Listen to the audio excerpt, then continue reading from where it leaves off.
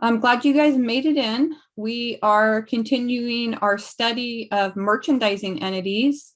And so again, I think it's really helpful to kind of bring the chapter to life. If you think about yourself in your favorite merchandising store, whatever that is, for me, it's usually Target or the 99-cent store.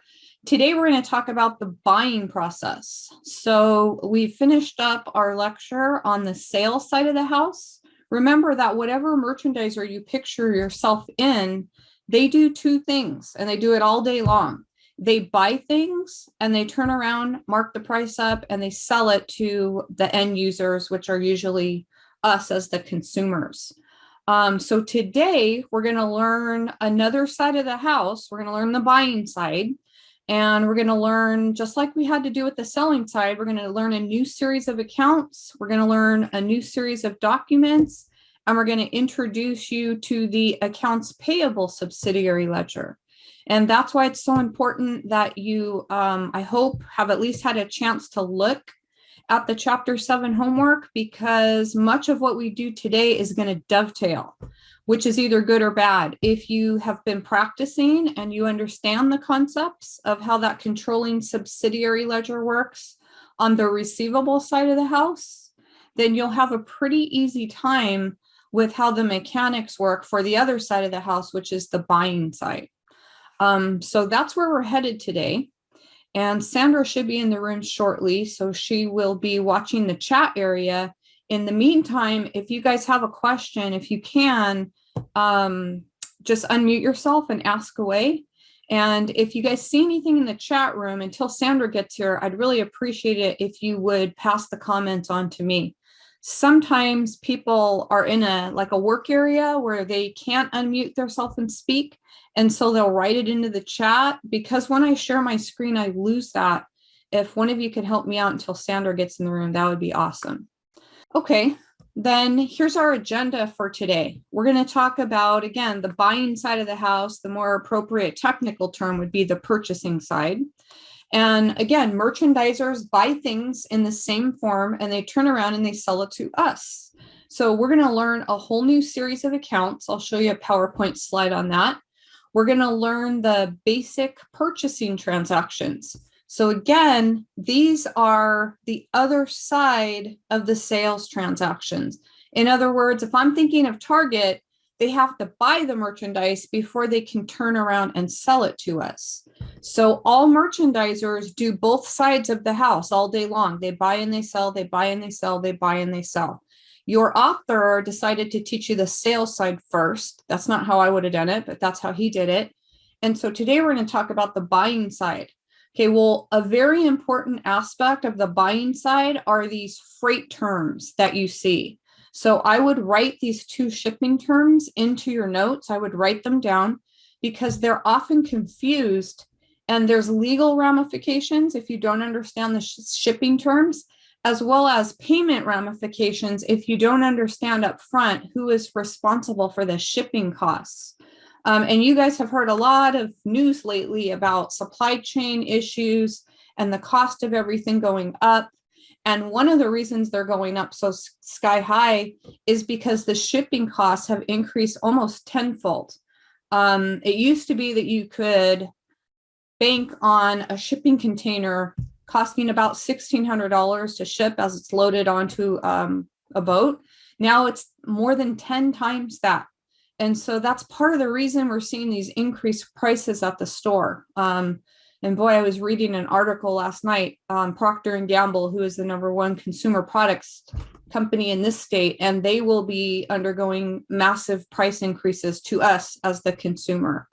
So especially if you guys have small children, you might want to stock up on those diapers and things like that. Those are the things that are going to get hardest hit based on what I was reading this morning. Okay, so FOB shipping is probably what we see about 90% of the time. FOB shipping means buyer pays the freight. That means as soon as it leaves the seller's dock, it's yours. You bought it. So if something happens in transit to those goods, the buyer is actually responsible for seeking out to make that good, so to speak. You might have a claim against the shipping company, but FOB shipping means buyer pays the freight and it is the buyer's legally as soon as it leaves the dock of the seller. FOB destination, on the other hand, means seller pays the freight and the title, the legal title, doesn't pass on the goods until it's physically delivered to you. So someplace in your notes, just write down that you need to study those shipping terms. They're going to have ramifications in other classes as well. And then one new item, we've talked about prompt payment discounts. We talked about sales discounts in the last chapter. Those were those funky fractions, which meant that you were offering a prompt payment discount to the person that bought the item if they paid it within a short amount of time. On this side of the house, on the buying side of the house, we're going to have the same thing. It's going to be called a purchases discount, where as the buyer, we can take prompt payment discounts on things that we pay for ahead of time if they're offered. But there's a big capital letters here. You cannot take discounts. You cannot take prompt payment discounts on freight. And the main reason for that is if you think about the freight costs, they're usually with a different vendor. Think of UPS, FedEx, sometimes Amazon has their own trucks, but they're usually farmed out to other companies. So that's an important thing on the freight. We're going to look at some PowerPoint slides today, but I wanted to emphasize that. We're still going to deal with trade discounts. Those are those volume-based discounts that we talked about on the sales side. There's also a buyer who's on the other side of that transaction. They work the same way in that the merchandise is recorded at the net amount after the discount. And then just like we did with the sales side, we're going to look at the income statement chunk that we're going to be asked to memorize in this chapter. Remember why we're doing it by chunks, because on that first day of the merchandising agenda, we took a look at that big, massive, multi-step income statement. And we saw that our little income statement was going from 6 or 7 lines on the, service provider income statement to now this massive multi-step income statement. So we need to learn it in chunks or we'll have trouble and that will become overwhelmed by the time we get there. And I listed it for you. Here is the chunk from this chapter. It's called the net delivered cost. That should say of purchases, not or purchases. I'll go back and fix that. Net delivered cost of purchases. In a nutshell, what we're after in this chapter is how much did you pay for all the stuff you bought? That's what we're after. So as with any chapter, the way that we get things into the accounting cycle is through the journal entry process. So we'll be practicing that today. So we have a jam-packed agenda. Again, good news is if you've been practicing with chapter 7, some of the same mechanics are going to roll into chapter 8. So if we haven't started yet, we want to make sure we start that in the next day or two, so that if you struggle with the chapter 7 homework, we want you to get help ahead of time, because if you struggle with 7, you're going to struggle with 8. I like to always think on the positive note, on the plus side, if we get really good at doing sales transactions and we understand how the controlling subsidiary relationship works, chapter 8 then is going to be a piece of cake. Questions on the schedule or that pretty full packed agenda that we have coming today? And let me take a look yet. I have trouble seeing you guys when I share my screen. I'm not sure if Sandra made it in or not, but if she didn't, you guys pass along comments in the chat room, please. Okay. Let's go take a look at these PowerPoint slides. And by the way, I'm not showing you all of them. They're in the modules link, but I am going to go over a couple of them that I think is important. You guys have access to all of them. And I did have a really perceptive comment from a student via email recently. And she said, you know, you're showing us the slides from the 4th edition of the book, and we're using the 5th edition. And I realize that it's the 4th edition PowerPoint slides are much more visual appealing than the 5th edition. So I made a conscious choice to do that. But I thought that was perceptive of her to notice. All right, so we're talking about the buying side of the house. And this slide says most merchandising businesses purchase goods on account. Okay, we know that. If it's a large firm, it's going to have a centralized purchasing department, and they give some of the responsibilities. This is important for you to understand because there's a lot of documents involved in the purchasing process. Even at somewhere like Cerritos College, if I want to go, let's say, buy a computer for my office, I can't just go out, buy what I want, and then expect the school to reimburse me. Nor can I expect the college to just go out and buy me this massive computer. I need to be very specific about what my needs are. And then I fill out a form, and you guys have pretty good summaries of the forms in here. I would fill out a purchase requisition, which is a really fancy word for request. I tell the central purchasing part of the company what I want, and then they go out and get price quotes, and usually at least 3, and they usually pick the one with the lowest price, unless there's something else, some other factor that comes into play. So I'm not going to spend a whole lot of time going over the documents. I'm going to go over them fairly quickly, but I do expect you guys to be familiar with them because they give you examples in the book and of course in the PowerPoints because we're looking at it now.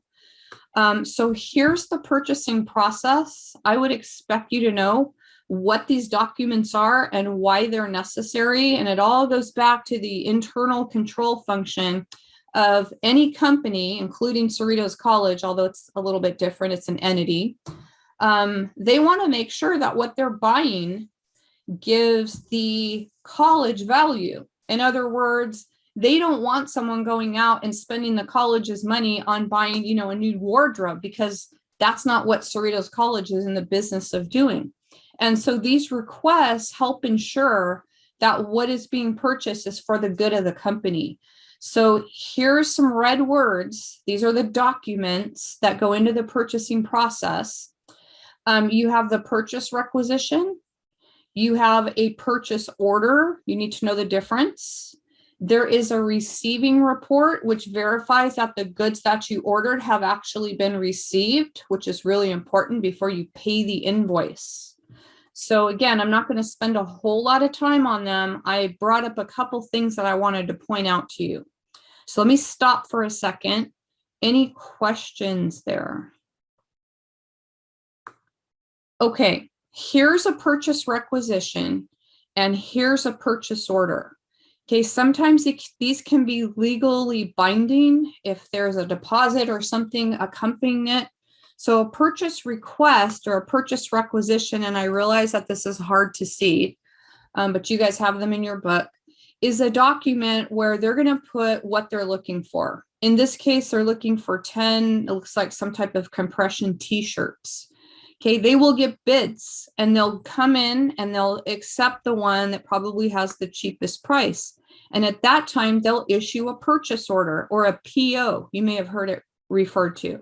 And that's where they're making a legal offer to purchase some goods at a specific price. Sometimes there are dates associated with it, and usually there are terms associated with it. On this one, it says the terms are net 30. In other words, they're offering to pay the amount due in 30 days. I don't think this has shipping terms on it, but you'll see that on another part. Here on the invoice, and here's what I wanted to point out to you. This is one of the reasons we're looking at this. There are shipping terms on here. You'll notice the words FOB. That stands for free on board or freight on board, depending on the entity. And here it says Tustin. Okay, well, Tustin is Modern Sportsman here. They're located in the Tustin. So this is FOB. Let's see. This would be the buyer. This would be the seller. So I can't see out to the side here. This says FOB shipping point because that is the point of shipment. If it said FOB Dallas, that would be the destination point. So make sure you have a good understanding of the shipping terms after reading the book and after looking at the slides. That's really important. That means the buyer is expected to pay the freight. Questions on that? Okay, here's the main slide that I wanted to get to today. Remember, on the sales side, we had to learn a bunch of new and different accounts. Okay, well, the same is true for the buying side. Let me make this a little bit smaller. So here's the list of accounts, new accounts, that we're going to be using in this chapter. And what I encourage you guys to do as we learn these is I expect you to know 3 things about every new account that we learn in here. I expect you to know the type of account. I expect you to know whether it has a debit or credit normal balance. And I also expect you to know what financial statement does it fall on. Well, all the ones we're learning about in this chapter are expenses. So these will all fall somewhere on that income statement. So I want to go through these accounts one by one because it's a new set of vocabulary. So the first one here is purchases. That is usually the largest expense that a merchandiser has. And so that is the account that we're going to use to track the cost of all the stuff that we buy. And by the way, your book will describe to you that we are using something called a periodic inventory system. And that's nothing you need to worry about too much right now. It is for an unsophisticated mom and pop type of an environment. So it's the easiest kind of inventory that there is. We use that in Accounting 100. And then when you guys get in Accounting 101, we'll switch it up and use the other model, which is called perpetual inventory. But in any case, purchases is the main account that we're going to use in this class. And it has to be stuff that you intend to resell. Okay, so let's get that down.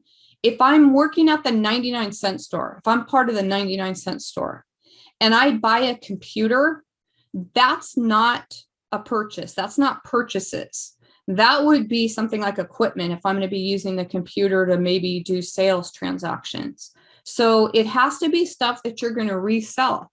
So if you work for the 99-cent store, all of those small dollar items that come in, you know, through the back door, through the unloading of the truck, all that stuff goes to this purchases account.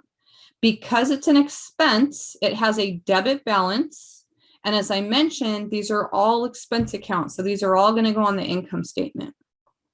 Any questions on purchases? Next one down then, purchase returns and allowances. Okay, these are purchases that we make to our vendors. These are returns that we make because we have defective goods. Now, pretty soon, you're going to see all these things mixed up. When we were on the selling side, we learned about sales returns, and those were returns that we accepted from our customers. Now that we're on the buying side of the house, this is the other side. These are purchases and returns that we make to our vendors. It could be because it's not quality merchandise. It could be that we got the wrong color. It could be that the quality wasn't there, right? I might get a shirt and I might see snags in it, or a uniform and see snags. Well, that's not okay with me. If I'm paying good money for brand new uniforms, I don't expect there to be any snags in it. So returns and allowances are a contra expense. That means contrary to the normal balance. I think these are our first contra expense accounts that we've learned. And so purchase returns and allowances will pull purchases down. I'm going to put it in brackets just to emphasize that.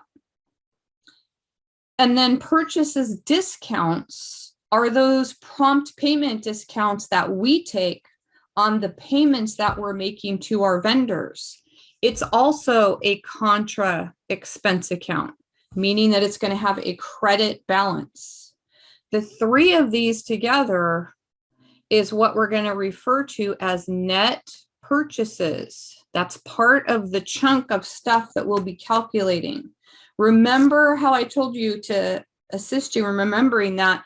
Think about your net paycheck that you get. The net literally means after deductions. So when I get my paycheck, my net pay is what I take home after all the deductions are taken out.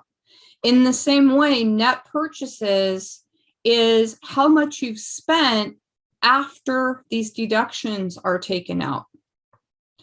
And then that last item, freight in, some books call it transportation in, your book calls it freight in. That is an expense, and it's for incoming freight. Again, it has to be on inventory. It has to be the freight on the incoming merchandise. So using that same example, if I'm at the 99-cent store and I'm part of the 99-cent store team there, and I buy a computer and I have to pay freight on that computer, that doesn't go into freight in because that computer is not resellable merchandise. They don't buy and sell computers at the 99-cent store. That would be part of the cost of the computer. This freight in cost is designed to hold the cost on the incoming merchandise. And this account is used when you see that FOB shipping point that we talked about earlier. That means the buyer pays the freight. We would use the freight in account. That's a really important slide because those are the accounts that we're going to be using today when we practice. Does anybody have any questions on any of those 4 accounts? Okay, these 4 added together, well, these 2, of course, would be subtracted out because they're contra accounts, but all 4 of those make up the chunk of the income statement that we're talking about.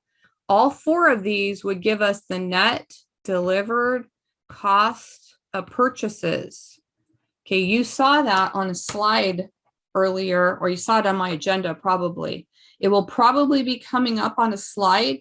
As we go through these merchandising chapters, it's really important that you ask yourself, can I calculate the chunk out of this chapter? Chapter 7, the sales chapter, the goal was to calculate net sales on the income statement.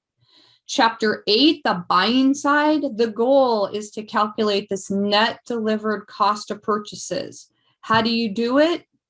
Purchases, less those 2 contras, plus the freight in. That will give you the cost of everything that you bought. So that's a really important slide.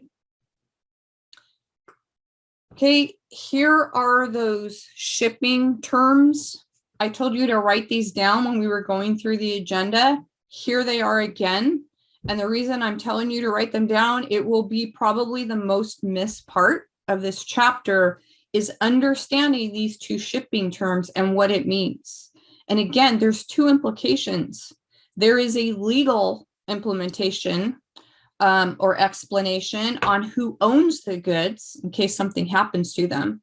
And there's also a financial interpretation as to who is paying the freight. So again, I think I told you probably over 90% of business transactions are FOB shipping point.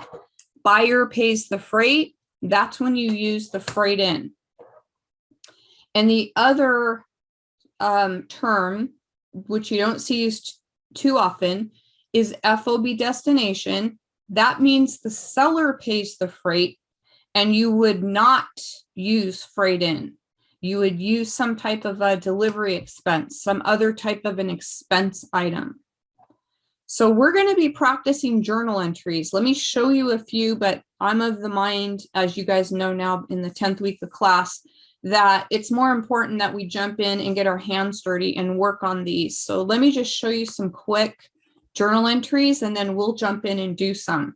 So here's an example of a purchase where the shipping terms are FOB shipping. This is the majority of purchases in this country.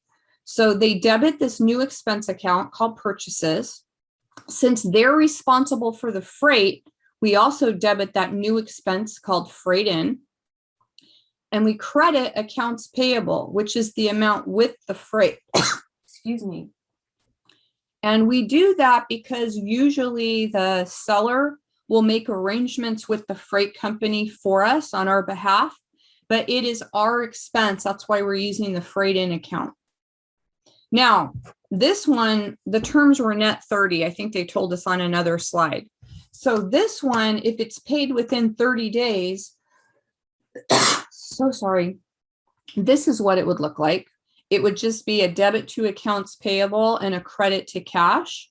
However, and this is the stumbling point of the chapter, if the terms on this involved a prompt payment discount, right? If you saw that the terms, let's say, were 110 net 30, which I just wrote on the screen there, this is the point where you have to remember, and I put it in the agenda, you cannot take discounts on freight.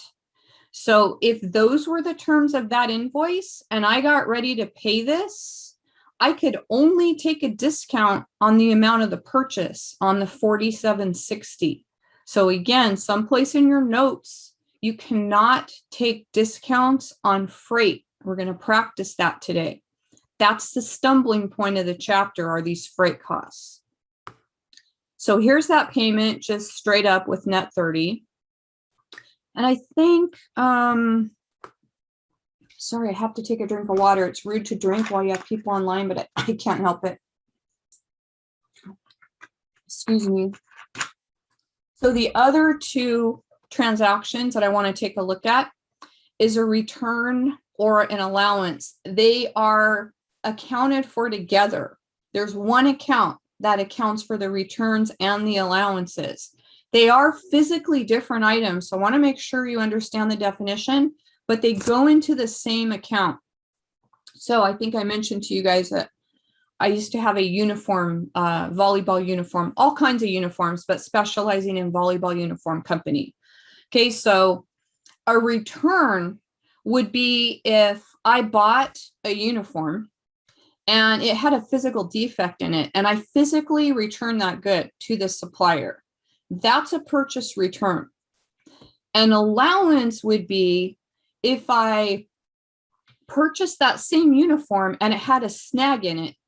Rather than physically making the return to the person I bought it from, I would call them up and say, you know what, I paid good money to get this uniform and it's faded or there's a snag in it. And rather than physically returning it, they might just, to make me happy or to satisfy the customer, they may just say, you know what, we're right, we're sorry, the color didn't come out quite the way we were expecting, or yes, we saw a snag or two, we're just going to reduce your bill by X, by $5 a uniform. So you don't physically return it, but you're granted an allowance for the goods not being up to par with what you expected. They both go into the same account. We just want to make sure that you understand the difference between the two. So any questions on that? Okay, here's an example of an initial purchase where there was freight paid and then a return and allowance. There's nothing you can do about the freight cost. That would be something you'd have to negotiate with the freight company. But here, what they're doing is they're giving you an amount off your bill. So here it says some goods received were damaged and the supplier granted us an allowance. So they didn't have to physically return anything. They just granted them an allowance. The goods weren't up to par, so we debited accounts payable to reduce the amount that we owe them. And here's that credit to that new contra account that we just learned, that contra expense account called purchase returns and allowances. And then eventually when that's paid off, I think is the last thing that we're going to take a look at today. And again, the best practice for this is to jump in and get our hands dirty. You guys have all these slides in the modules link. So let's go open that Excel file in the modules link and let's jump in and take a look at these transactions. I'm going to stop sharing just to see. I am a little concerned about Sandra. She's very dependable and I hope she's okay. Okay, let me share my screen again. Here we go. We'll do the first one. We'll see how it goes. It says that we purchased merchandise for cash on April 1st. Okay, it's silent with respect to freight. Freight, by the way, can be handled one of two ways. It can be handled directly with the freight company. In other words, FedEx or UPS might bill me if the freight charges were my cost. Or it may just be that the seller adds them to your invoices and bills you for it directly. Here, there's no freight mentioned, so we'll just debit this new account called purchases. It is the largest expense account that a merchandiser has, so we want to make sure you guys have a good understanding of it for 2510. And we'll credit accounts payable just like we did on the sales side of the house with accounts receivable. From this day on, whenever we use accounts payable, actually, I'm not going to use accounts payable, but I will finish my sentence because we bought it with cash. But from this point on, if we ever use accounts payable, we got to follow it by the name of the vendor. Why? Because just like on the sales side of the house, we had an accounts receivable subsidiary ledger. Now on the buying side of the house, we're going to have an accounts payable subsidiary ledger where we keep track of every single vendor that we owe money to.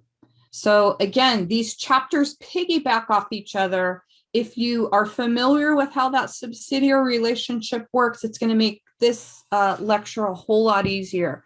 But this one actually said it was a cash purchase. I think those rarely happen anymore, but we'll go ahead and do what the author said. And we would always leave a historical diary of what's happening.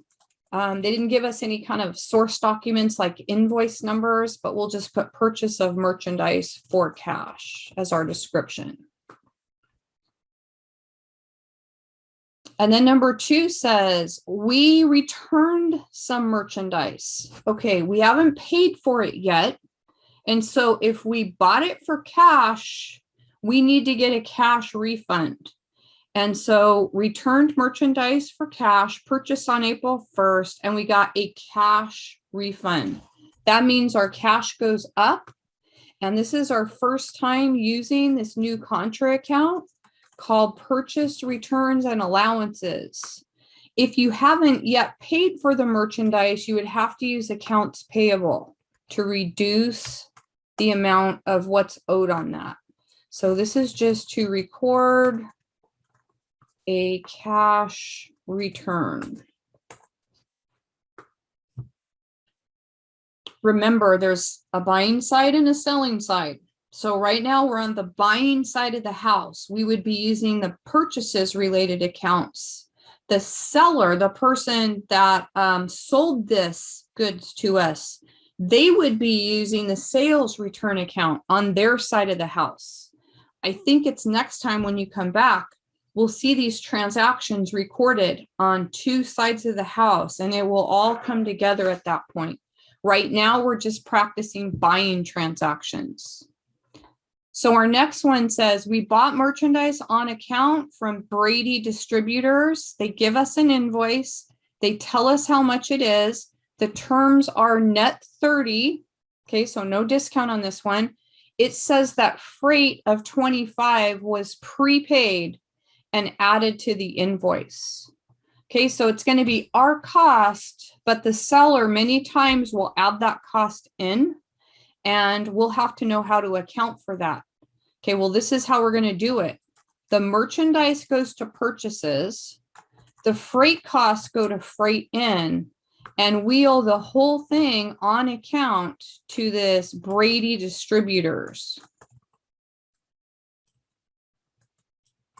Okay, so that's what this one's going to look like. We separate out the cost of the merchandise. We separate out the freight. And the whole thing is going to be owed to this vendor called Brady. I'll go fix my spelling mistake. Brady Distributors. Let me fix that. And you would include any type of source documents down here. It looks like they gave us an invoice number. They really should be doing that with all of them. And I would write the payment terms in also. Questions on the first three transactions? All right, now there's a return. It says we returned some damaged merchandise on April 4th. So we got this stuff in right here. And for some reason, we didn't care for all of the merchandise. So we physically returned $50 worth. Okay, we haven't paid for it yet. They're not going to give us cash back if we haven't paid for it yet. So instead, what happens is the seller issues a credit memo. They call it that because on the seller side of the house, they're crediting accounts receivable. So they send us this document called a credit memo that says, okay, we got your stuff back. We're going to credit your account. Remember, this is the seller telling you this for $50. So here's what happens. Your accounts payable goes down. You don't owe them as much because you returned a portion of the merchandise. How much? $50. And then that brand new account that we learned about today called purchase returns and allowances, that contra expense account goes up with a credit.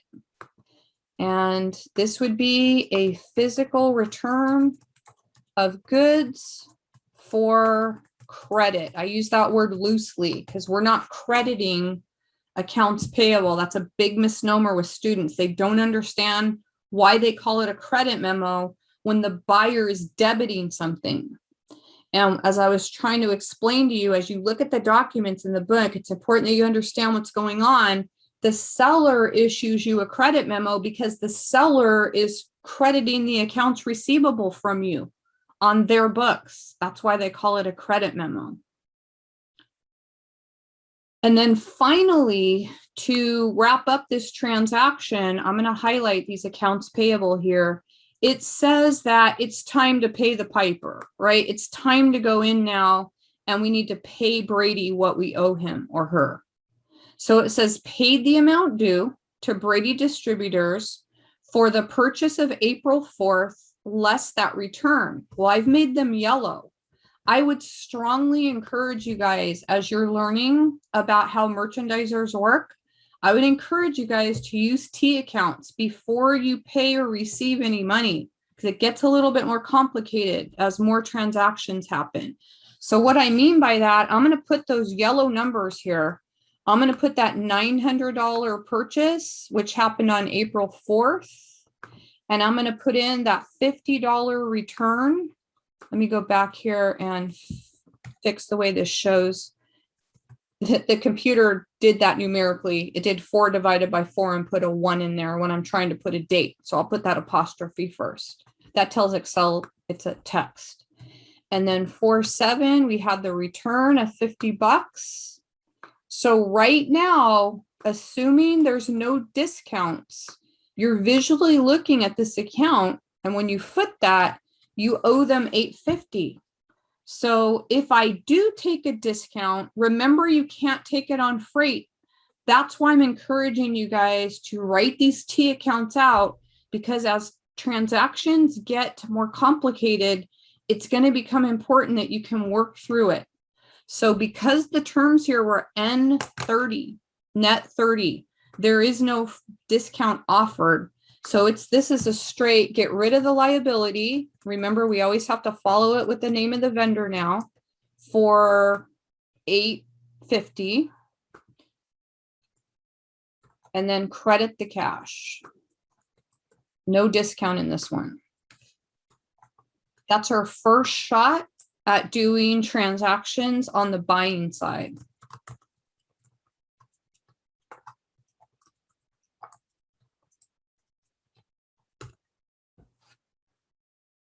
Questions on that first one? Can you scroll it up a little bit? Yes, ma'am. Did that do it for you? I think that was Maggie's voice. Or I should say down, sorry. Like okay. There you go, yeah. Okay. Thank you. Yes. Any other questions? Any transaction you see up there that you're not quite sure about? Okay, let me take a look at the next one. I think it might be more the same. Professor? Yes. And what happened when the seller doesn't want to give us the credit? Well, hopefully they want to maintain their relationship with you and that won't be a problem, but there's the skill of negotiation, right? So, if they sell you something that's damaged, they have a legal responsibility to make it right. Now, if you ever come across a situation where they just say, you know what, we're not giving you that, we don't think it's damaged, then you might have to take them to small claims court. Hopefully that doesn't happen very often, but they need to make good on a mistake in the merchandise.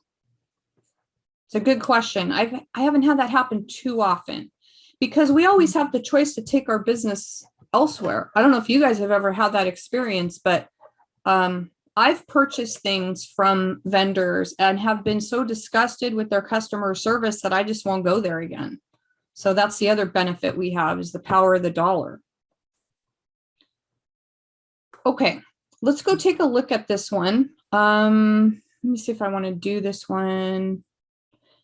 Yes, I'm going to do this one because it does involve freight and it does involve a discount. So I definitely do want to go over this one. So if we don't have any questions on the others, I'll keep going, but I don't want to go too fast either. If there's anything you saw up there, please ask away.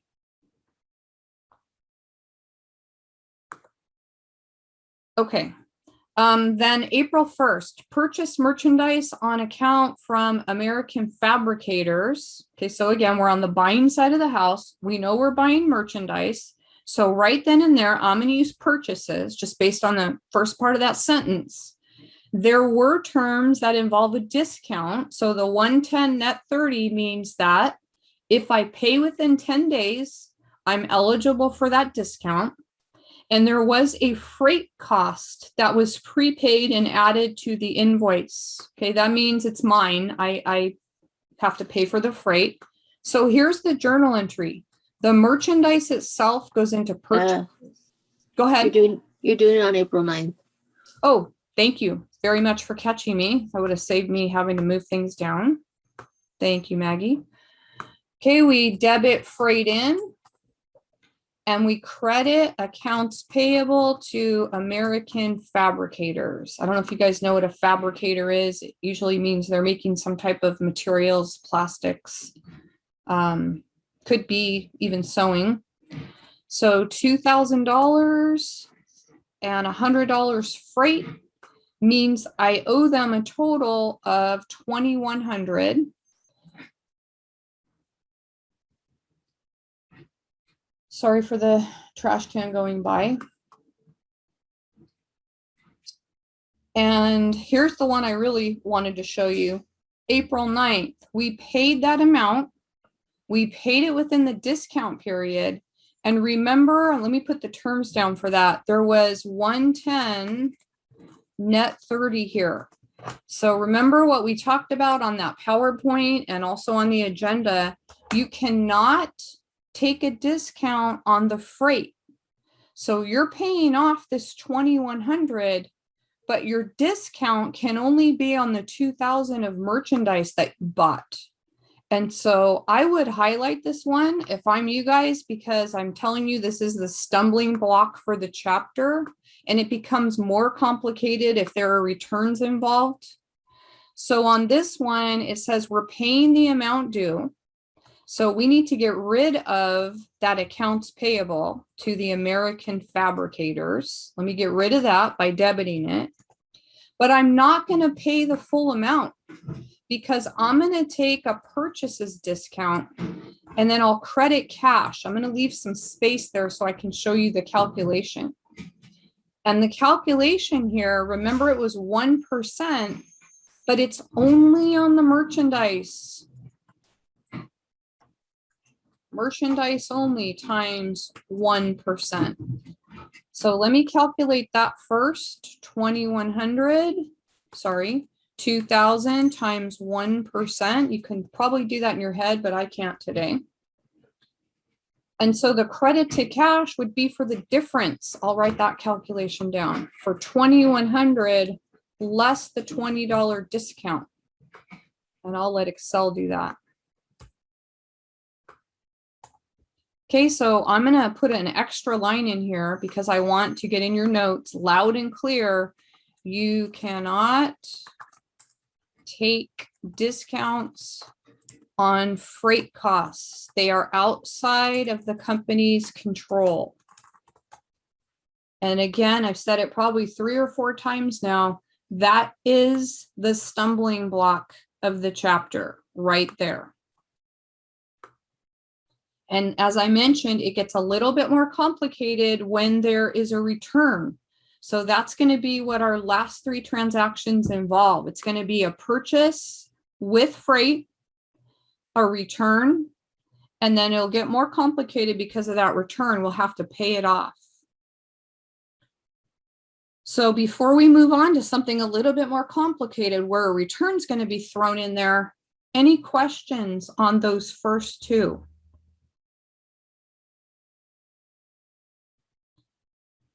Okay, next one, purchase merchandise on account. This time the terms were 110 net 30, and there was $50 added to the invoice, prepaid on our behalf.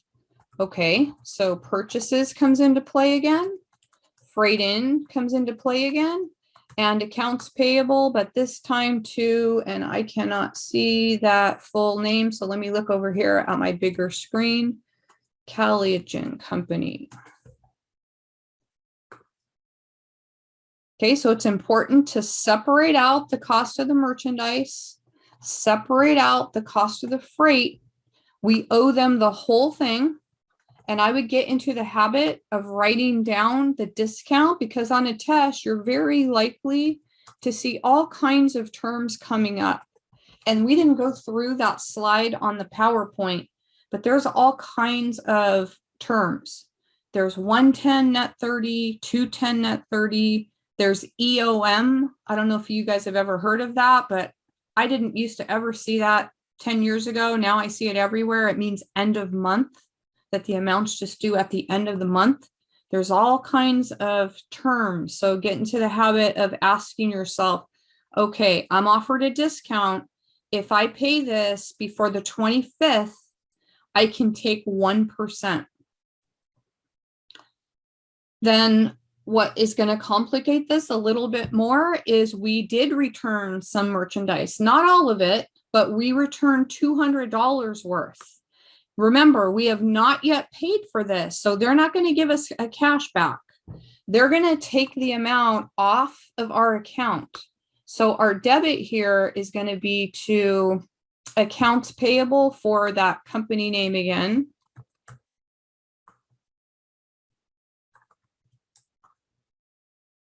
Okay, and the credit here is to that account that we learned about earlier called purchase, returns, and allowances. They're going to take some money off of our bill because for some reason we weren't satisfied with the merchandise that we received. And so that would be a return of damaged goods. Now, again, the seller is going to acknowledge that they received those from us, and they do that by issuing this credit memo. And that's our documentation. We have a credit memo for the goods returned. All right, and to wrap this up, on the 24th, the cash is going to change hands. In other words, we need to pay for those goods. So let me wait, because this will be, again, the stumbling block, the same stumbling block that I've been mentioning of the chapter here. Any questions on anything you see so far before we do that last transaction where we're going to take care of the debt? I have a question. I'm sorry. That's my job. Don't be sorry. Yeah. Is this are we learning chapter 8 or still 7? No, this is chapter 8. So okay. 7 was on the sales side, and chapter 8 is on the buying side. But they do piggyback each other quite a bit.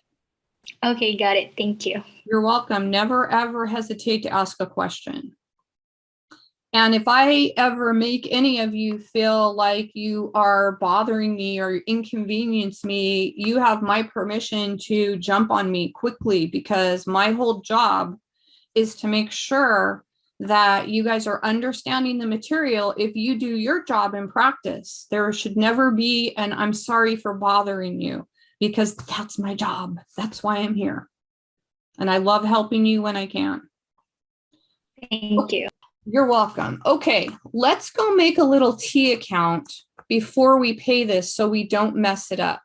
So here's this account payable to this vendor with the funky name. And I'm going to highlight these again. I'll do it in a different color. I have a purchase and I have a return. And then I also have a complicated factor that there's some freight in here. So I got to be really careful because I cannot take discounts on freight. All right, so here we go. We have a purchase here of $16.50. We have a return here of $200. Let me move that over one so it doesn't shorten it too much.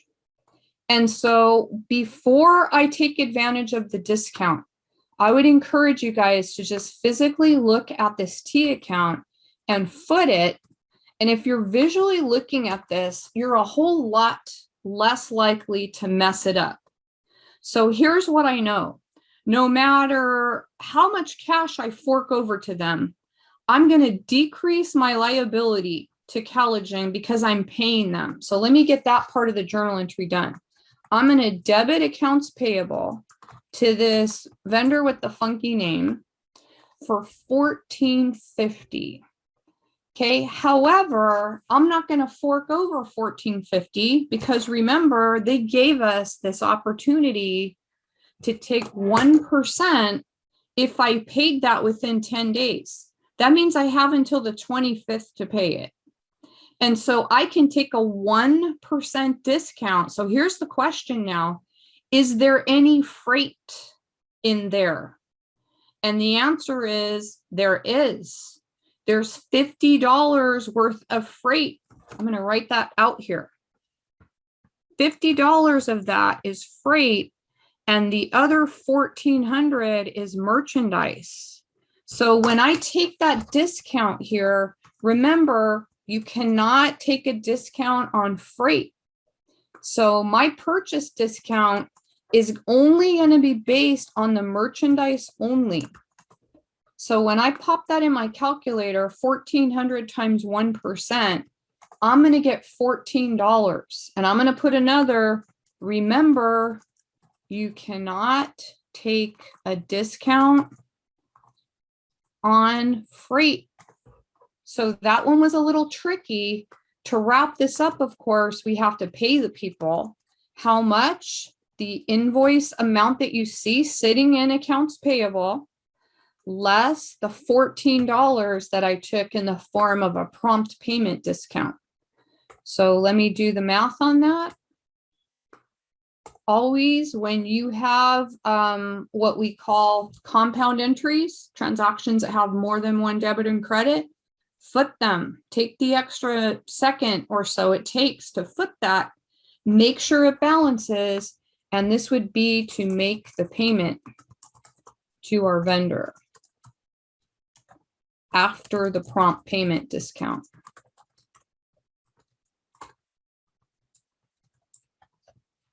That's where you're most likely to make a mistake. As many of you will take the discount either on the $16.50 or on the $14.50 instead of just on the $1,400. I'll circle that. That's the amount of the merchandise in that bill. So that's where the mistakes are most likely to happen. That's where homework becomes really important, because we want you to make the mistakes. We want you to figure out the mistakes prior to test day. If you come into the test and you haven't practiced, you're going to be stressed out and you're going to be making the errors on the test, as opposed to the less stress homework where you can get help from Giselle or Sandra or me or any of the other instructors that offer the tutorial labs. No questions? Okay. Then let's look at one more new topic. All right, let's take a look. I'm going to make this bigger so we can see it. Let's take a look at these trade discounts. So these are not new. They're going to be on the other side of the house now, but it's not a new concept. Remember, those are volume based. So just like on the sales side of the house, I think we use the example of Staples or Office Depot, you know, where you and I as one single student, we'd pay the list. And a small business, maybe my small business company comes in and I get a single trade discount, let's just say 20%. And then a mega user like Cerritos comes in and they get a bi-level discount, 2 discounts. This is the same thing, but it's now from the buying side of the house. Last time we did it from the seller's perspective. Now we're on the buying side of the house. So let's take a look at this example. Said purchase merchandise on account or on credit from Alenikov Designs. That's a teacher of ours. The list price was $5,000. Trade discounts of 30 and 10%. Okay, remember on the sales side, we didn't take 40% off. That's not what that means. We're going to take 5,000, take 30% off first, get the net, and take that other 10%. The math is the same. It's just now we are on the buying side of the house. So let me bring, I think I had a date set up. Yes. Let me bring this back and we will take a look at this transaction. Let's figure out how much should we record this purchase at. So the list was 5,000 and the first discount here was 30%. So let's go calculate that first. We would do 5,000 at 30%, and we would get a discount of 1,500. So after the first net, I'll write that down in case you missed it. Let me go out here to the side and write down how we came up with that. 5,000 times 30%. Let me put a total line in there. That's the first net. And because this is a really big purchase, we're going to get a second discount of 10%. But it's not 10% off the 5,000. It's 10% off that net. If this seems familiar, it is. Same transactions from the other side of the house now, from the buying side of the house. So there's that second discount. So our net or our net after both discounts, when you compute that, you guys can compute it with me. I got 3,150. Remember, the rule on the sales side is going to hold true. The net purchase is recorded at the net amount. We do not have a trade discount per se. We don't have an account called that. So I know you guys have dates out to the side that you might want to use just to keep it all on the same screen. I'm going to go ahead and rewrite the dates. So here's the March 8th purchase. We would record this at the net amount. So here's our purchases account, that big expense account that we learned about today that is used to track the merchandise inventory that we buy. And here's my accounts payable to Alenikov Designs. Alenikov's good enough for $3,150. In your description, which I know you guys aren't doing in Connect, but we have to teach you good habits. This is a historical record of what happened to the company financially. We would want to include any source documents like invoice numbers and any kind of payment terms. And this is highly unusual. The highly unusual part is they already gave us these 2 huge discounts. And in addition to that, they're also offering us a 3% discount if we make the payment within 10 days. So we have until the 18th to make that payment. And it looks like on March 17th, we did make the payment. So my accounts payable is going to go down. And I am eligible for a discount. So I'll go ahead and use this purchases discount account. and I'll have to fork over the cash. Okay, so 3150 is the amount that my debt is going down by. The discount would be 3150 times 3%. That's a pretty hefty discount. You don't see that too often, where there's trade discounts and prompt payment discounts. But we'll follow what he says, and we'll get that 3% or 9450 here, which means the cash that we have to fork over after the discount, let me fix that, would be whatever that result is. Let's see. $3,055.50. To record the payment, we would include any of our own source documents. Looks like we have a check number here. And if you knew it, you'd also put the invoice you were paying. That is the first chunk of the chapter. What we haven't covered yet is that accounts payable subsidiary controlling relationship. We'll demonstrate that next class. All right, then this last problem I'm going to give you guys as an extra practice. So it is the same thing that we've been doing. It's purchases using all different types of payment formats. In addition, I am going to give you some extra practice. If you haven't yet read, you'd have trouble doing this, but my hope is you'll read this weekend, and you can also post to the subsidiary ledger. And I'm giving you this as extra practice because I believe this is very similar to a 10-point test question. And I want you to get the practice with working with subsidiary ledgers. So after Sandra posts her file for the day, I'll come behind her and I'll post the solution to that last one because we didn't do it in class. So I would use this as an assessment of the chapter.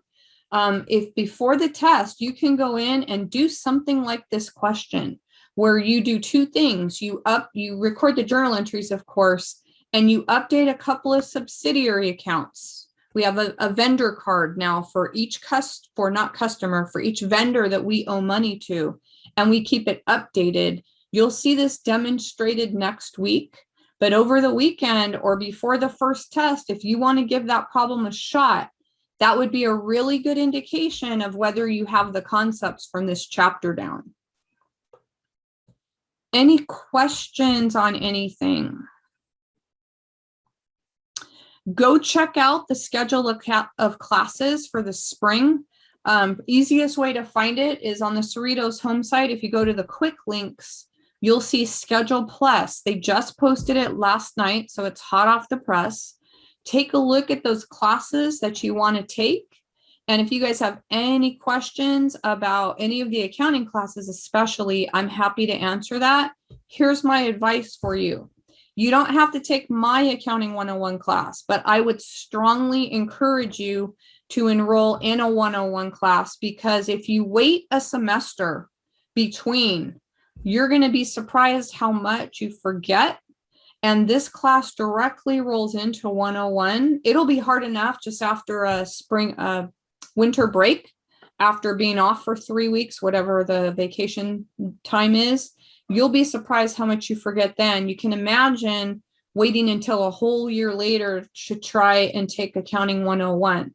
It is a huge jump up in effort level. Let me show you an example. The textbook we use is an 11th grade reading textbook, right? Our textbook right now that we use in Accounting 100, it is designed for an 11th grade reading level. The book that you're going to use in 101 is a university level textbook. It's at a 14th grade reading level. So just the difference in vocabulary and writing style, there's a huge jump. This is more designed almost as a high school accounting class. The university level transfer classes use a whole nother level of cognitive skills. So much more critical thinking, much more of an analytical class than this class is. So again, you can take whoever you want, and I'll be happy to help you with teacher recommendations, but I'll do that one-on-one. but take it with someone. Get into a 101 class as soon as you can after you're done with this class.